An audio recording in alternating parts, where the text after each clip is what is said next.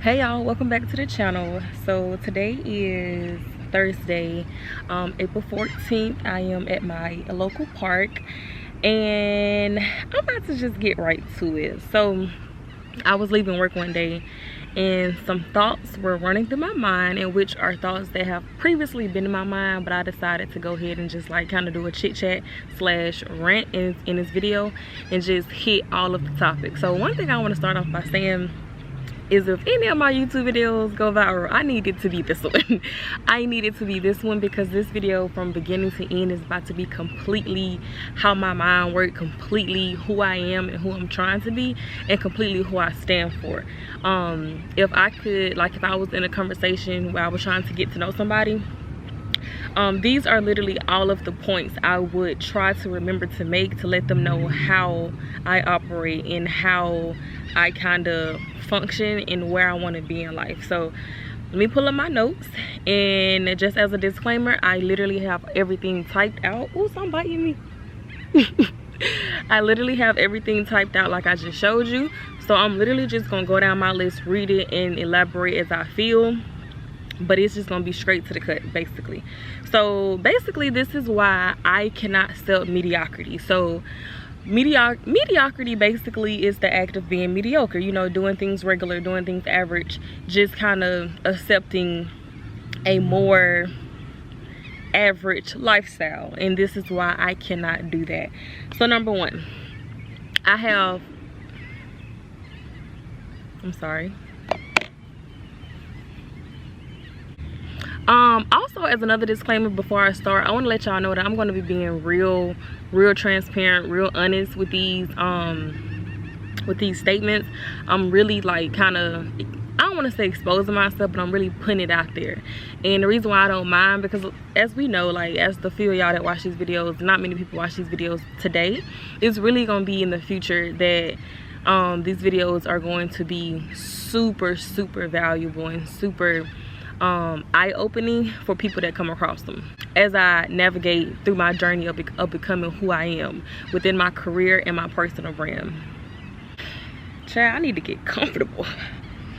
Okay, I had to get comfortable because I'm about to just straight read off my phone. All right, so number one, I have a negative net worth due to student loan debt. So number one, I owe, with my loans and what I took out in my mother's name, around $58,000. What's in my name alone is like $23,000, but I'm not really holding my mama accountable for paying back that because I took it out of her name. So I just added it all up. So I owe about $58,000 in student loan debt, in which I'm not paying back on yet, and it's not required to pay back on until May.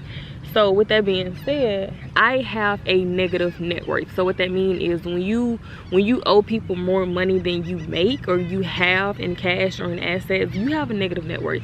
So like if you Google like a celebrity net worth, things like 1 billion, that means that person has 1 billion, however much money it says in cash or in assets.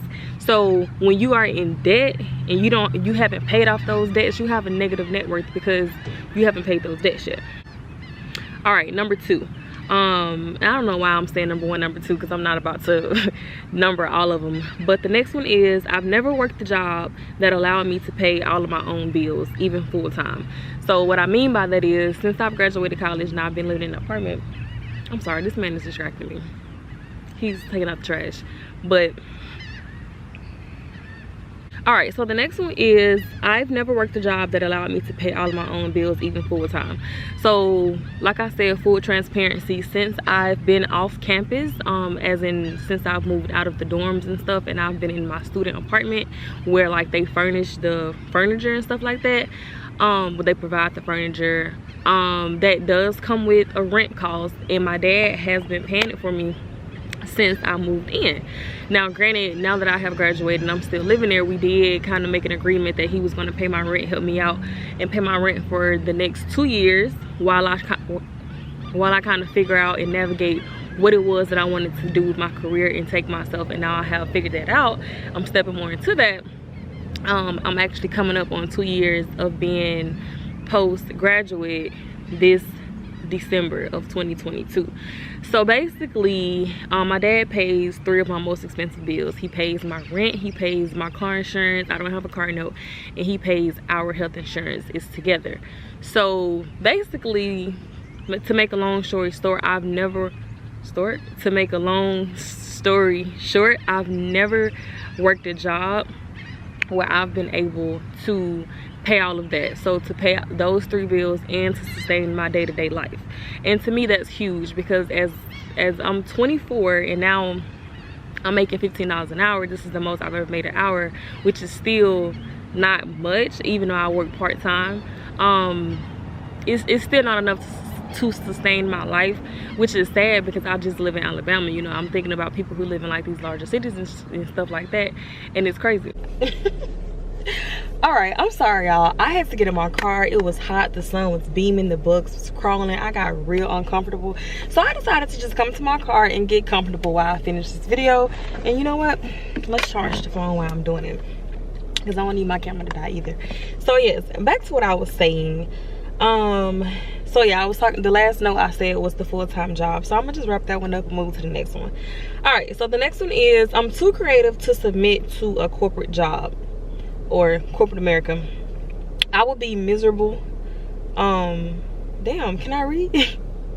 I would be miserable constantly working towards someone else's dream and constantly making someone else rich when I can put that energy into doing that for myself.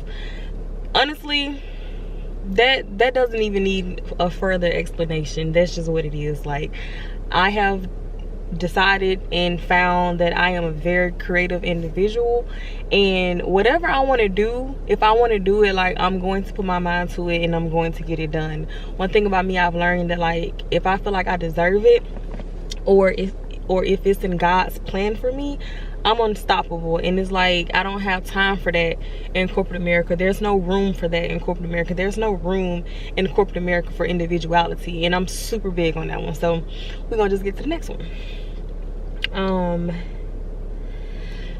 I need to be able to afford to own everything I create. At any given moment, these platforms can go away just like before they existed.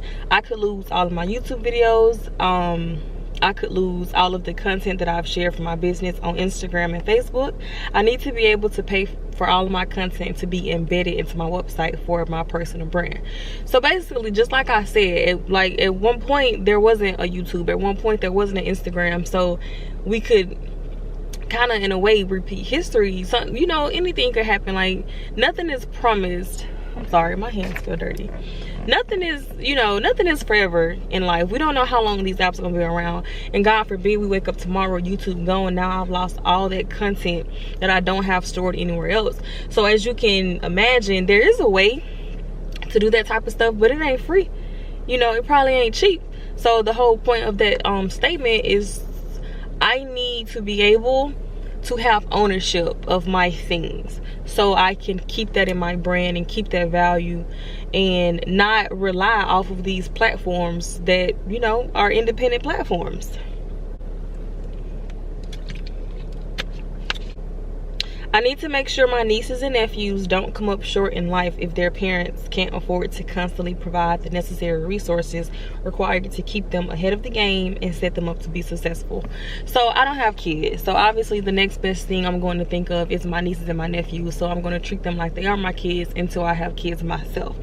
And I am thinking about their future just like their parents are thinking about their future.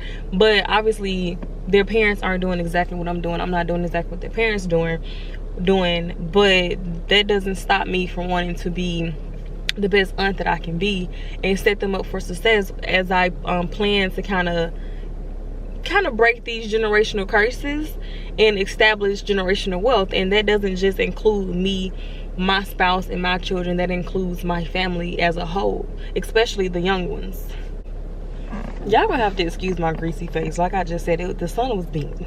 The sun was beaming. So the next one is, I need to be powerful as a minority. So minority being black, and I think women are a minority. I don't know, but let's just focus on being black. Because of my race, a lot of odds will be stacked against me. I have to do what my ancestors couldn't even imagine, couldn't even attempt to do because they were enslaved. They say money is power, so I gotta have it in this world where the justice system isn't built for people who look like me. So when I say I gotta have it, I meant money. I gotta have it so if I decide to bring little black kids into this world, they have a little more peace in their hearts when it comes to police brutality, because they know their parents can afford the resources to get justice for their lives. So, you know, the whole situation, I can name countless names, but the main one that sticks out to me is like George Floyd, Breonna Taylor. I think Breonna Taylor, is that her name? I know it's Breonna. Who's the guy that got shot by Zimmerman? Trayvon Martin. Like, all of that. Like, come on, y'all. Like, at this point, the whole police brutality situation towards black people is not new to any of us. But I feel like we only kind of talk about it when it happens. We don't keep it at the forefront. We don't keep it constantly on our minds heavily so that we can combat it. You know, we only really talk about it and protest and do what we need to do when things happen, but then stuff die back down. Like now, like things have kind of died down. No one's really talking about George Floyd anymore. No one's really talking about Breonna Taylor anymore and things like that. But it's still an issue, and we still need to be doing what we need to do behind the scenes to be able to fix that. Because if we don't, y'all, it's just gonna keep happening. And this is scary world to like think to have kids. Like, to be honest, I don't even want to have kids because it's just scary. Like, how can I know I'm protecting you when you're not with me? You know, how can I know I'm protecting you in this white man's world that's called America, you know?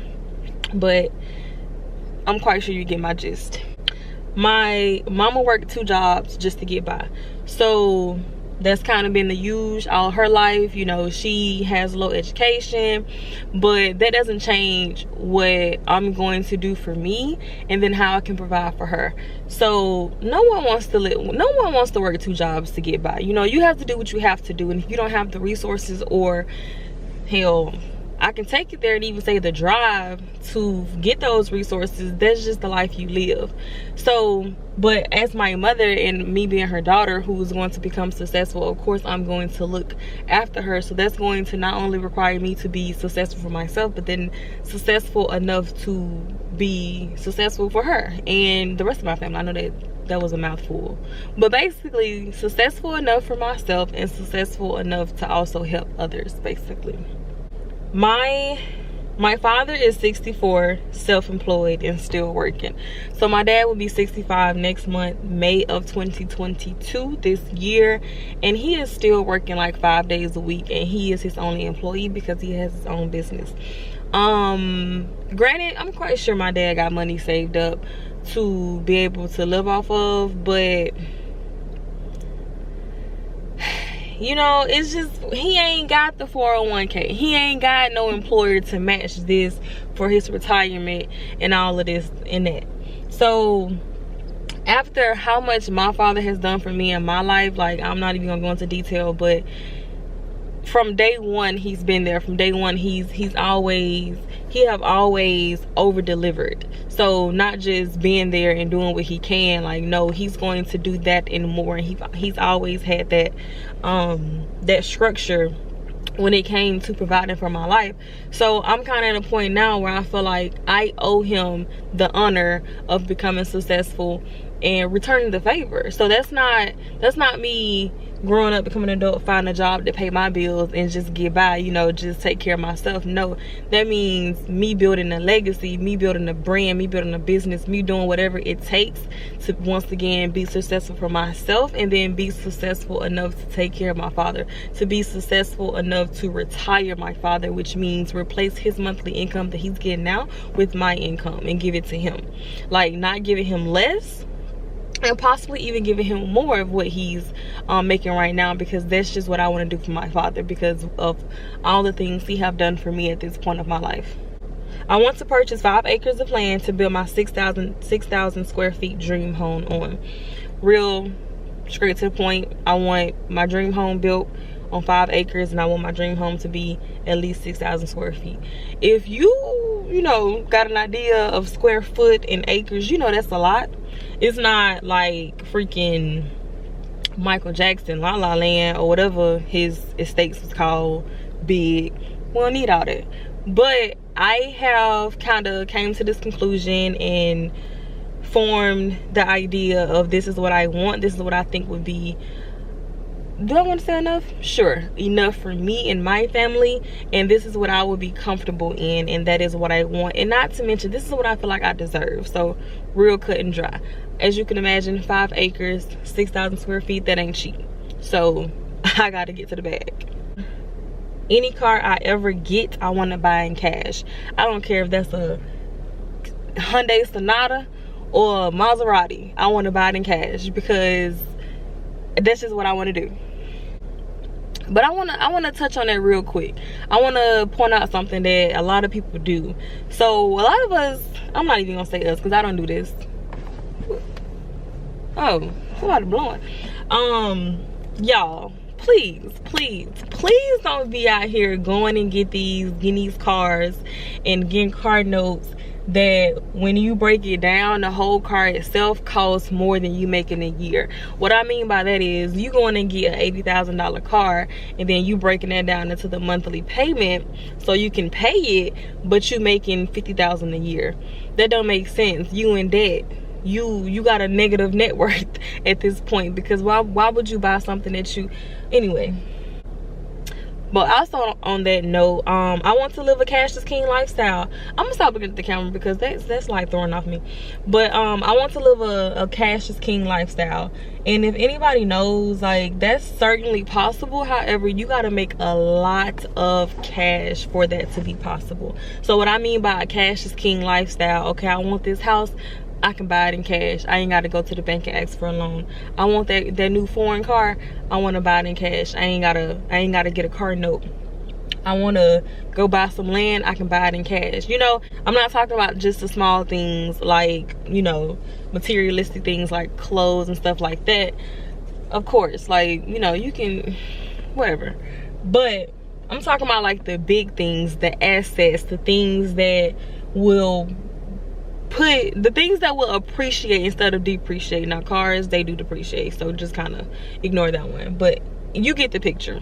Like, I just don't want to have to live a life where I don't make enough, so I have to go to the bank to get a loan, or I have to focus on having good credit to get a loan. Like, I don't want that type of lifestyle.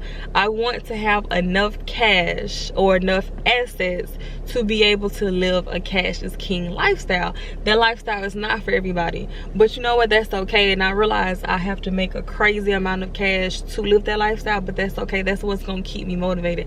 That's what's gonna keep me focused on getting to that destination and accomplishing that goal. I want to travel the world and live in different countries for months at a time. So I've told a couple different people this, but I have this thing where basically I put it like this. I set it up to be a win-win situation for me.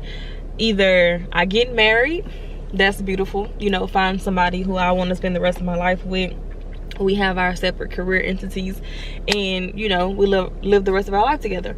Or I don't get married and I don't be sad and depressed about it. Instead, I chose to do what I want to do with my life, because I'm gonna be honest with you, if I ain't married, I ain't got no kids either.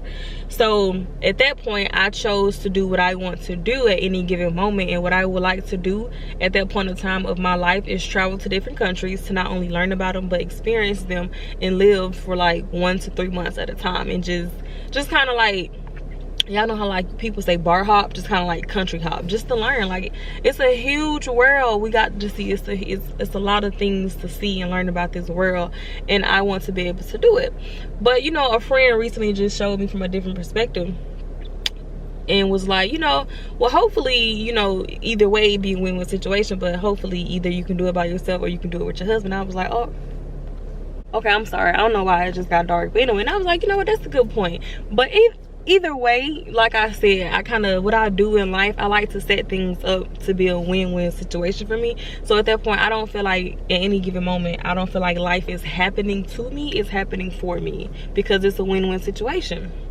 All right, and this is the last one. So the last one is so much deeper than wanting money to want it.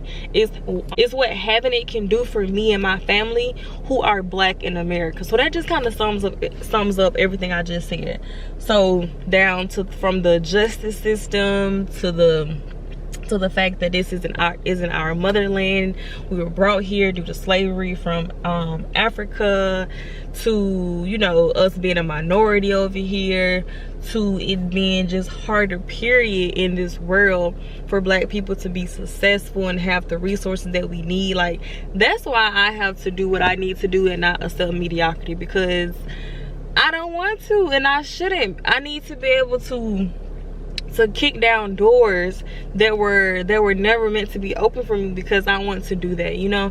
I want to do that for my family. Nobody ever done that in my family. Nobody decided to go out on a limb and just say, you know, what if, and do it, you know. But I'm that person, and I'm going to do it for all of us.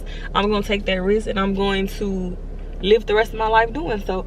And that's all I got. So I went through all of my points. I know I got a little hype, but that's how I am when I talk about my meaning of my life. That's how I'm gonna put it. All of that is the meaning of my life. That's why I'm here. That is my assignment from God, that I'm going to spend the rest of my life accomplishing, because that's what He gave me. That's what He put on my heart, and that's what drives me. That's what, when I wake up every day, that's what gets me to do what I do, basically. So so yeah, so I'm gonna wrap it up right there. Thank y'all for tuning in. If you made it to the end, I don't know how long this video is, but I know it was packed, jam-packed. I was talking fast, I was stuttering a little bit, but that's okay. That's okay. It takes a little bit of that to get the point across. But like I said, thank y'all for watching. Thank y'all for tuning in, and I'm gonna catch y'all in the next one.